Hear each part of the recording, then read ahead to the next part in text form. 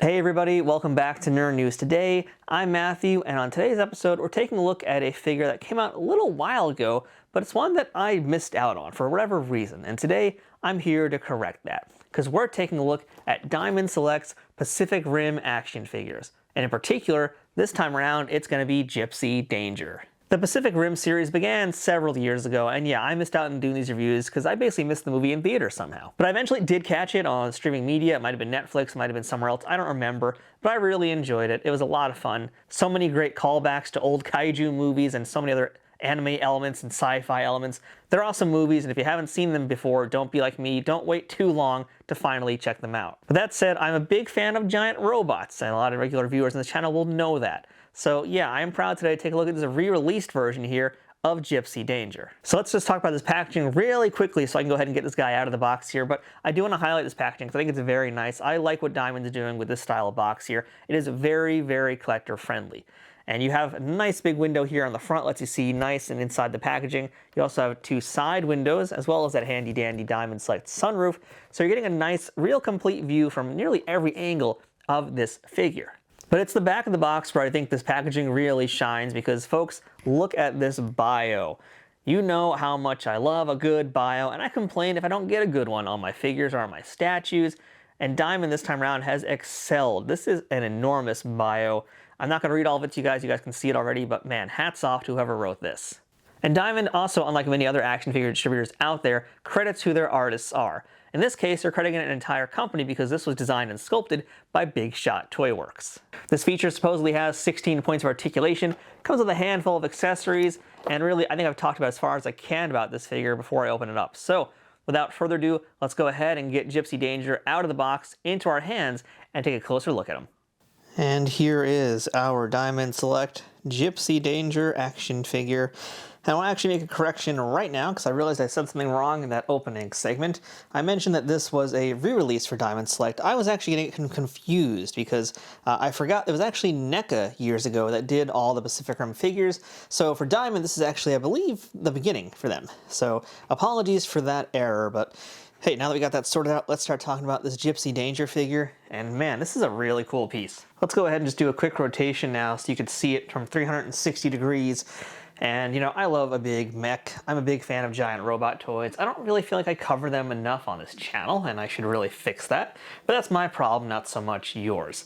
But yeah, I love giant robot designs, Neon Genesis Evangelion, Mech Warrior, Battletech, Exo Squad. Of course, I love giant kaiju as well, goes without saying. So Pacific Rim really scratched a lot of itches when it came out, and it still has had some of the coolest giant robot designs out there, especially when you look at, like, you know, what else is out there in the American cinema landscape for giant robots, because really, we ain't got much, and I'm not counting Robot Jocks, because that movie is, well, not very good. But yeah, this is Pacific Rim Gypsy Danger action figure, and it's really nice, you guys. I was a little concerned about this, because I can't recall too many times that Diamond has done giant robot action figures, really, and I was kind of concerned because a lot of times they're mostly used to doing people or cartoon characters, and doing a mech is really a whole different thing. It requires some engineering, it requires some more thinking, some different types of thinking, really. And I have to say, I'm really happy with what they pulled off here. So let's just go ahead and start. Since we're already kind of up close to this bot here, let's get a little bit closer. And, you know, normally in these videos, I talk about the likeness, and did they get likeness? And, you know, this is a giant robot. So if we want to talk about likeness, well, there's not really much of one to talk about. It's more just like whether or not this looks like, I guess, our Gypsy Danger friend from Pacific Rim. And yeah, it does. It definitely does. That's about all I can say about any kind of likeness or anything like that. So yeah, I think we kind of just got to move on already. But I think, you know, since this isn't going to be your typical action figure review because of what the subject matter is, let's just talk about some other cool stuff here. That's just the design of the toy itself. So this is a giant robot action figure, and it's really cool. That's kind of just the bottom line. It's hard to go wrong when you're doing a giant robot of any kind, but as far as like Toy Form and Pacific Rim, I feel like this figure captures a lot of the important details as well as a lot of the minuscule details that make Gypsy Danger such a very unique looking and very cool giant robot. It was at this moment that I realized I forgot to turn on my background lights, so let's go ahead and correct that right now and make this video look a lot more dramatic. Ooh, red, pretty. But color is kind of what's important here with our Gypsy Danger, because Gypsy Danger has this very kind of nice metallic blue paint look to him. And this isn't like your chrome metal vac metallized type of thing here. This is kind of just a slightly shinier shade of blue. And it's a nice deep sort of ocean blue, I guess we can call it. It's got a lot of nice vibrance to it, and it's like every nook and cranny has so many different details in it. I mean, as we'll pan up and we'll take a look here, there's a lot of different elements here that make Gypsy Danger such a cool looking bot here. And a lot of it is the tiny details. I mean, you guys can see there's like these little pod thingies over here. We have some great decaling on the body. We have, of course, his center part there. Now, forgive me, I haven't seen the movie in a while, so I can't remember the name of every single thing we're going to be looking at here. But I mean, yeah, you can see like there's like the hydraulics in the legs if we scroll down a little bit more to see that. So you've got like the robot pieces in there. They don't actually articulate, but they're there, and that's kind of what matters. Because that is what makes these giant robots so much more interesting, is all that kind of stuff. And if we take a look at it from behind too, you'll see kind of the same details here. It's all of like these little bits, like all of whatever's going on here in the feet and the legs, that make it very exciting and make it very toyetic as well. And as far as like screen accuracy goes too, I think this is pretty much on point. And therein really lies the detail with these figures, is capturing all those things you saw in the film. And, you know, we go part by part and you're seeing it now, like they've really captured all those different parts here. I think the back, though, is really one of the more interesting sections because of like how much stuff is going on behind here. I mean, there's all the stuff here with the spine and the back section, with the shoulders and the arms. So it's all these little details to me that add up to the likeness more so than the face of Gypsy Danger, because the face, you know, there's really very little to discuss there. We have the number 34 on his arms. We've got some other paint application in different spots of the body. So, you know, it's not like this is a battle damaged robot. This is a pretty clean looking robot, and that's exactly what we want here, because this is the clean version of Gypsy Danger. I do want to talk about articulation, because this package said there is X amount of articulation, and there is, but there are some hindrances with it, and I want to show them off right now just to help you figure out whether or not, well, frankly, if that actually matters to you, because giant robots like this aren't really known for massive amounts of articulation, so, you know, it's cool to have it, but is it necessary? Let's talk about it. So the head is not ball jointed like a typical diamond figure. It really just goes left and right, and within a very limited range at that, because it's highly restricted thanks to this big collar piece here. Now the arms, I thought they would have been on a ball joint, and they might be, but I don't think they are, because as far as I can tell, they can just go up and down. That's it. There doesn't seem to be like outward motion. If there is, it's just very little, because you have these big shoulder pads here. So I don't think there's much here. I think they're kind of faking it a little bit because of the way the joint is, because there is a ball joint here at the crook of the shoulder, but it's, you know, very limited range of motion. Like that wiggle is about as much as it can really go back and forth. Now, talk about elbow joint here. This is a single jointed elbow. So likewise, very little articulation here. What you see is what you get. And these wrists also don't really move. We'll come back to them because they look like they could move, but in fact, they don't. And here's the other arm as well. So you can see, again, just a single joint in that elbow. So pretty limited range of motion on that. Now, what did surprise me with the articulation was that you do have this torso part that actually does move, and that's very smooth. I mean, we could twist it completely around if we wanted. So that's a really good piece of articulation right there. That's really, I think, about as dynamic as it's gonna get. Because there's no cut here, so, you know, this part moves, but that's it for that. Nothing else is gonna move the waist parts. Now the legs, those have some pretty good articulation too. So you guys can see right now, they actually get pretty high. So if you want to get some good kicks, you can definitely get some excellent kicking action. But again, if you want to move them to outwardly, you can't do that. It's just vertical. Up and down is all you're going to get with this. And likewise with the knee, you have a single joint that's very stiff and can only go so far just because that's the nature of how this thing is designed.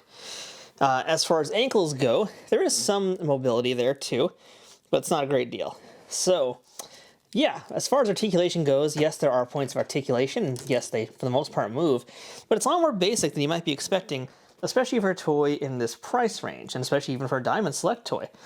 So is that a bad thing? That's the question here, and that's a tough call. I don't want to be defending this thing if I find flaws in it, but I will say, as far as what this type of figure is, and what it's meant to be, I don't need him doing splits. So I'm actually kind of okay with this. You know, like the typical Transformer toy doesn't really have like great articulation.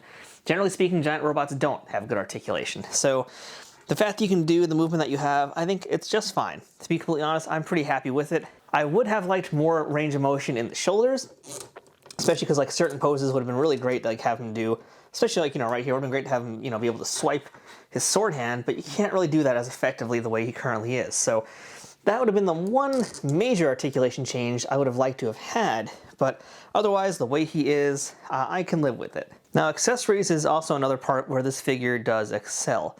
So I told you guys that the hands don't really have much articulation. They really don't. But you can do some hand swapping. I think some wrist swapping too, potentially. So we're going to do that because we have, I believe it is 4 additional hands for this figure. So let's go ahead and do some serious swapping right now. Now, I think this blade might move out as well. I'm not entirely sure how that's going to work. Okay, there we go. So that's our answer to that. So yeah, so that entire blade hand does come off. Now you can get a better look at that too. I really do like this giant blade hand here thing. This is really cool. So this piece does come off. If you want to take the wrist out, there is another hand you could swap it for. We have another closed fist, but we'll come back to that. So as far as different hands and things go, we do have this kind of open hand for his left arm over here, which you can see right now. And we'll put it in just for fun. Let's stick it on in, see how it goes. And you can see there are no joints within that hand other than just putting it in there. So the hand does go in pretty easily. That's how he looks with that. And we do have a completely additional, different, distinctive forearm for his right arm. This is the one without the sword hand in there. It does go in a little bit deeper. I'm not going to mess around with too much, but yeah, so you can now have him without the sword hand as well as with the sword hand. And with this now over here, you can now more easily do a hand swap here too, because he has an additional closed fist for this arm. So let's put this over here. Listen to that squeak. We'll put it like this. And now your Gypsy Danger can do sort of like the Kung Fu respect pose if you want. But yeah, there you go. There's some now, this is where articulation will come a lot more in handy, but you do have some options now with the hands. And there is one additional hand, or rather forearm, and this would be his big ol' superpower mega blaster thing. I don't even remember what we call this in the film. It's been so long, but you do have this here. This is his like weaponized laser zappy hand guy. So there you go. You've got a few different options here for posing and photography, and that's cool. I actually do appreciate that they threw in that number of hands, because these hands are a lot more complicated than the typical hands. Like, for example, you might see with a wrestling toy or even a diamond figure in general. Hands are usually just hands, but in this case, we're getting a lot of bigger hands, because keep in mind, we still have the giant blade over here. We have his other forearm over here. So not just getting hands, but like entire forearm sections.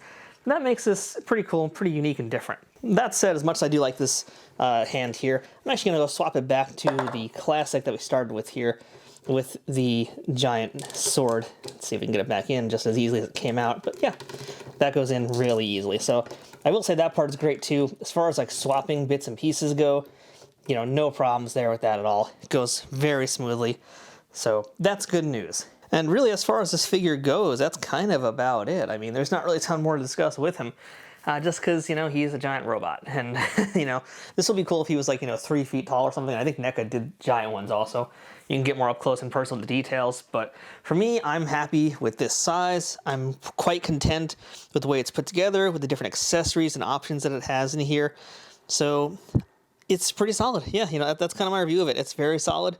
It's a good affordable choice, because I think the NECA ones are probably a lot more money now too.